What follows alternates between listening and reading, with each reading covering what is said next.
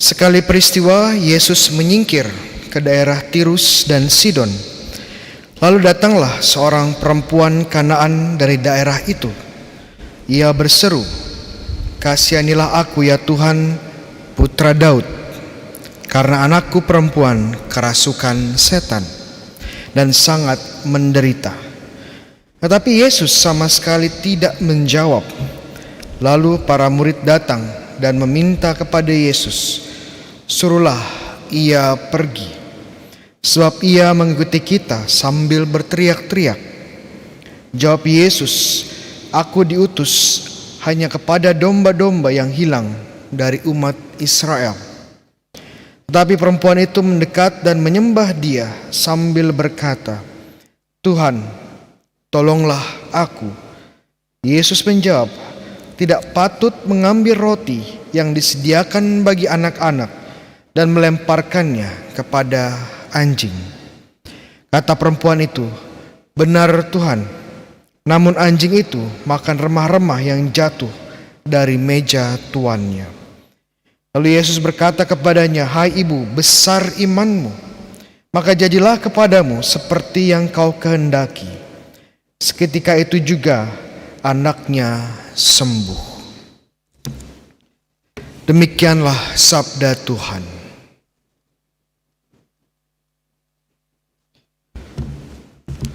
Saudara-saudariku yang terkasih dalam Kristus, Injil hari ini merupakan salah satu Injil yang sangat sulit untuk dimengerti, yang bahkan membuat kita sulit untuk menerimanya. Kenapa?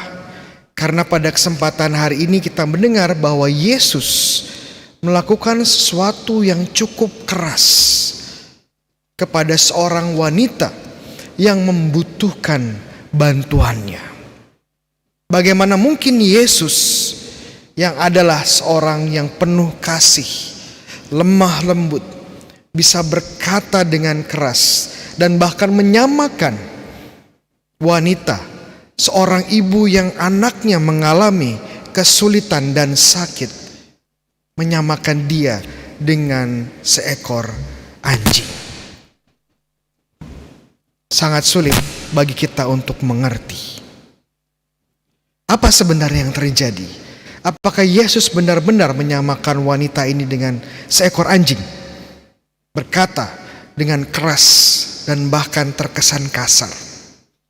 Untuk memahami ini, kita perlu melihat sedikit konteks sejarah dari bacaan hari ini. Kita lihat bahwa Tuhan Yesus ini sedang menyingkir ke kota Tirus dan Sidon. Tirus dan Sidon sebenarnya bukan wilayah Israel. Kota Tirus dan Sidon terletak di utara wilayah Israel. Jadi ini daerah non-Israel. Sekarang ini masuk wilayah dari Lebanon, ya, masuk dari negara Lebanon. Dan kenapa Tuhan Yesus ini menyingkir bersama para muridnya ke daerah Tirus dan Sidon?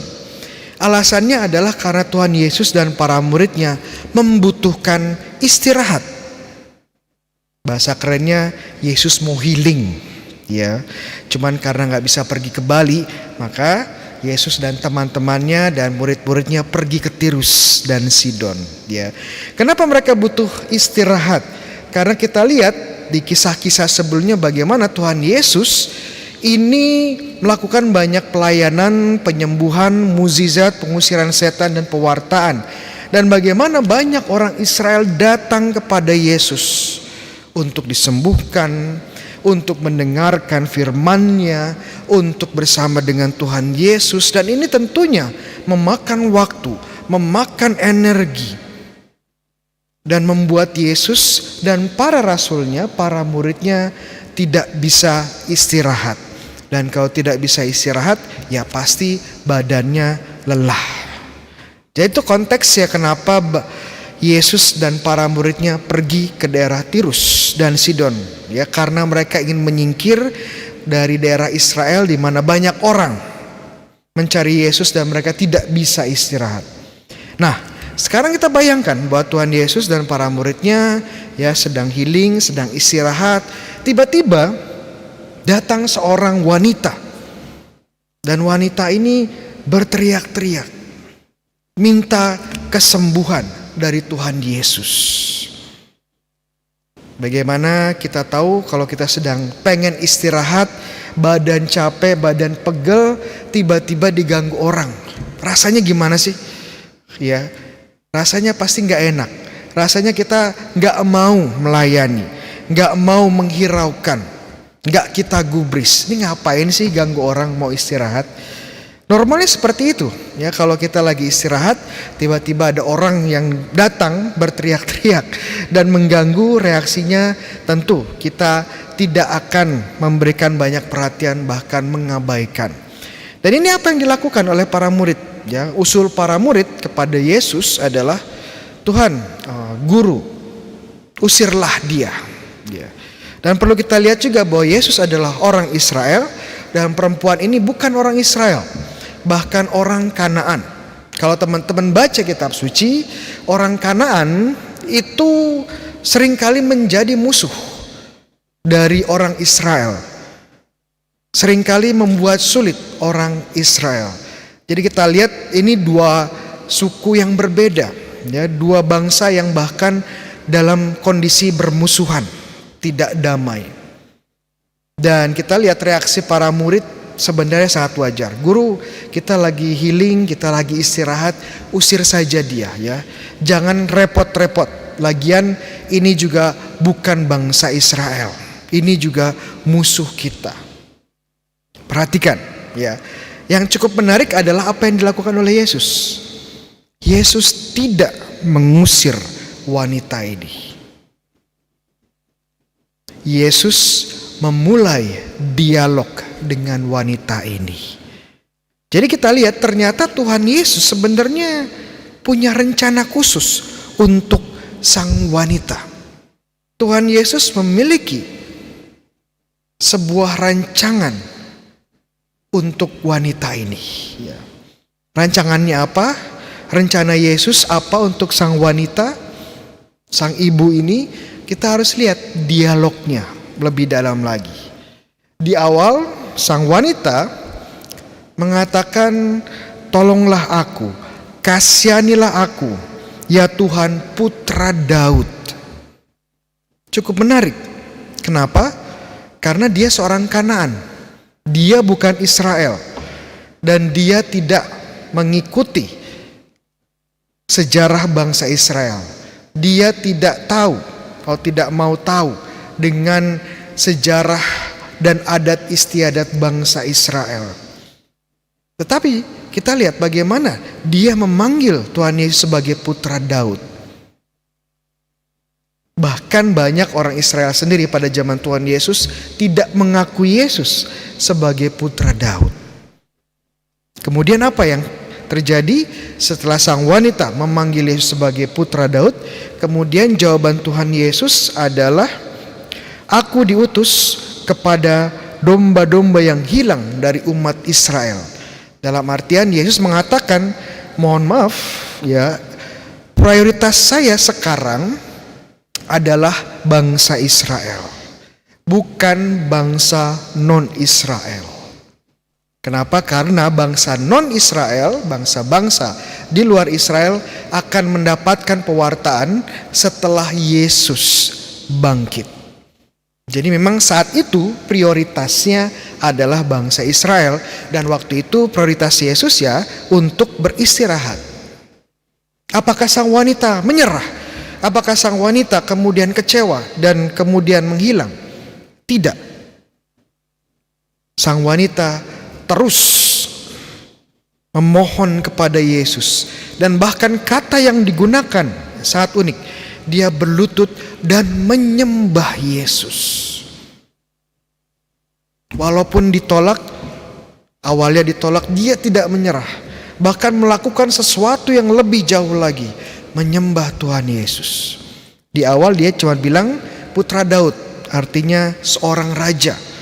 Tapi kemudian di tahap kedua dia mengakui Yesus sebagai Tuhan, sebagai Allah yang berkuasa.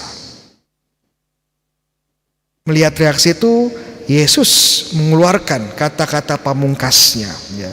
Tidak baik, tidak patut mengambil roti yang disediakan untuk anak-anak dan kemudian dilempar kepada anjing. Wah, keras sekali kata Yesus.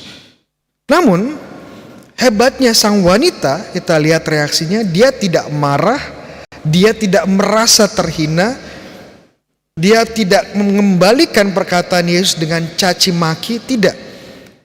Dia ikut apa yang dikatakan Yesus dan dengan rendah hati karena kecintaan yang luar biasa kepada putrinya. Dia pun merangkul identitas itu dan mengatakan bahkan ya anjing pun mengambil remah-remah yang jatuh dari meja tuannya. Yesus pun akhirnya melihat dan tahu dengan pasti bahwa ini adalah iman yang luar biasa. Iman yang sudah diuji, yang sudah menghadapi banyak cobaan, yang sudah mengalami banyak penderitaan, tetapi tidak hancur.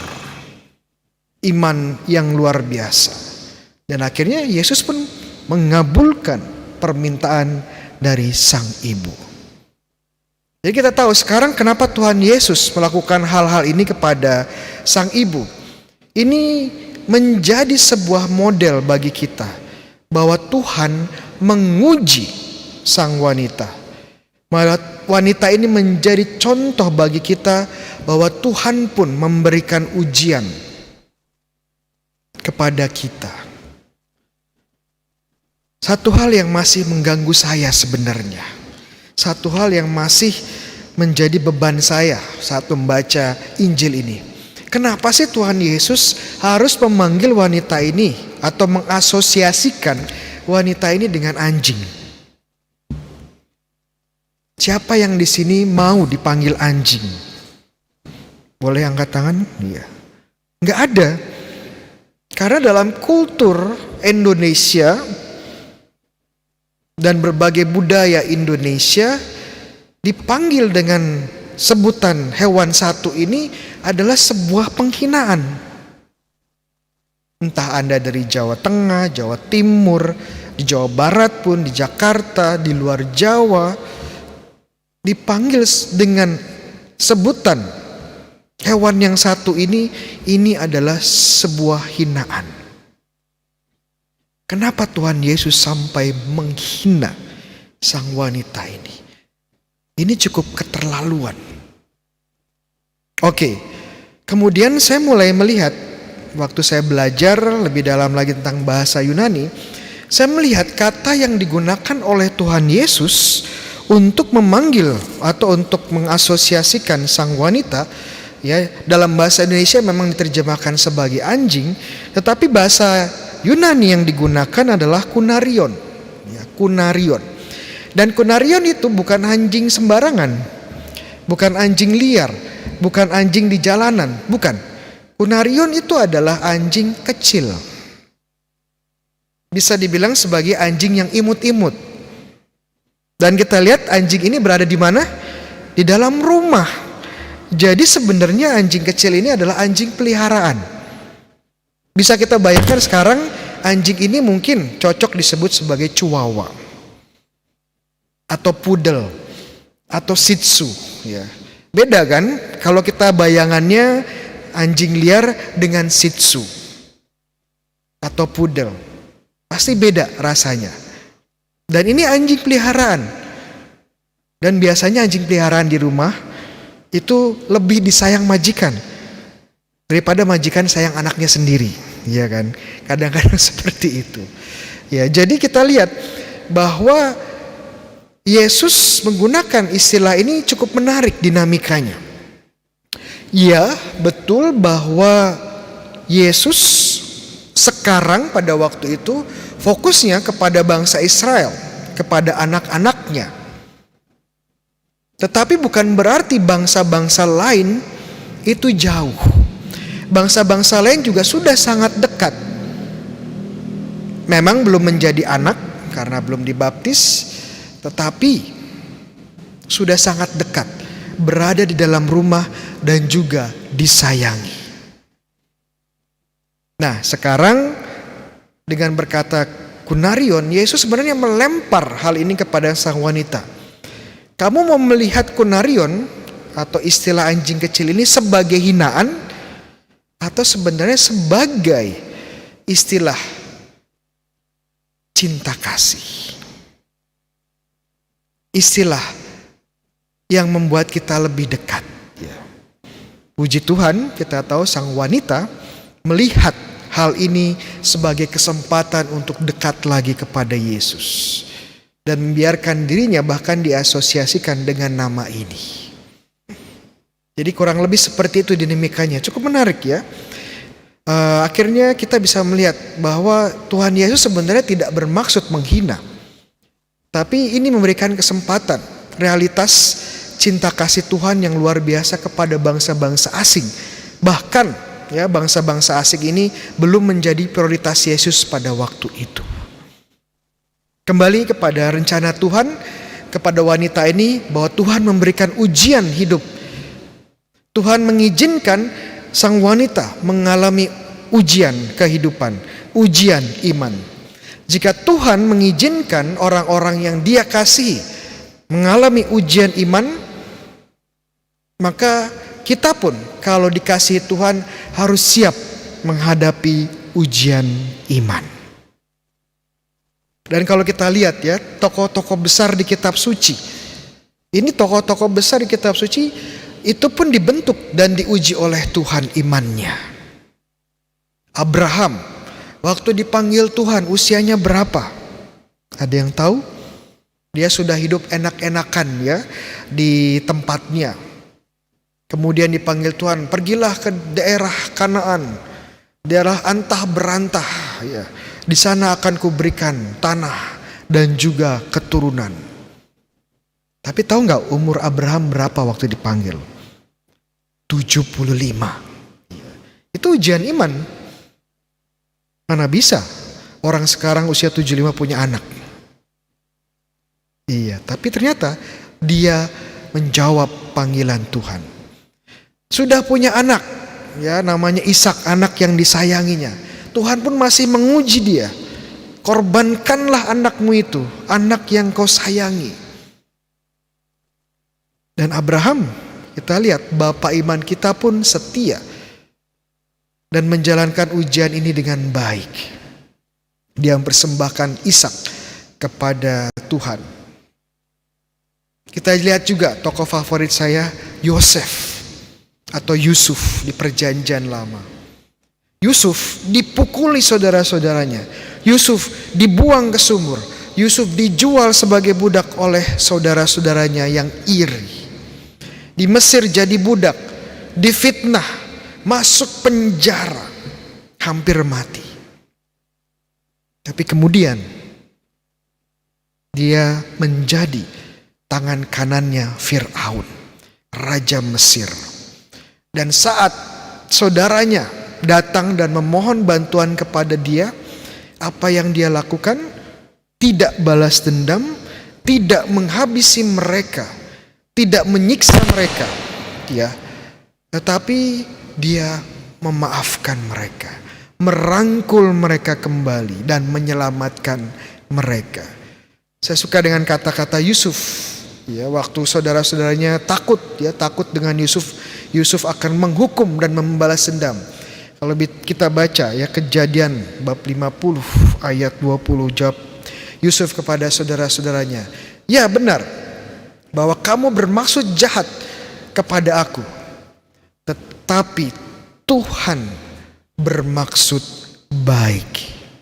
Yusuf mengerti bahwa penderitaannya Tuhan izinkan karena Tuhan bermaksud baik untuk membentuk Yusuf menjadi tangan kanan Firaun dan menyelamatkan banyak orang.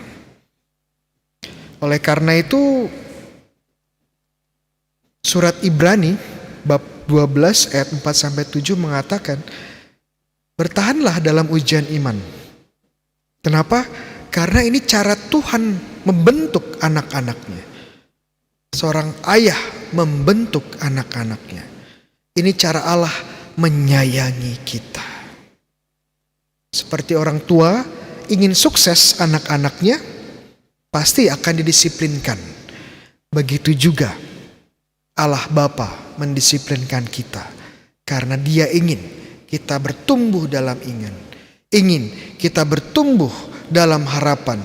Ingin kita bertumbuh dalam kasih dan relasi dengan Allah sendiri. Tuhan memberkati. Amin.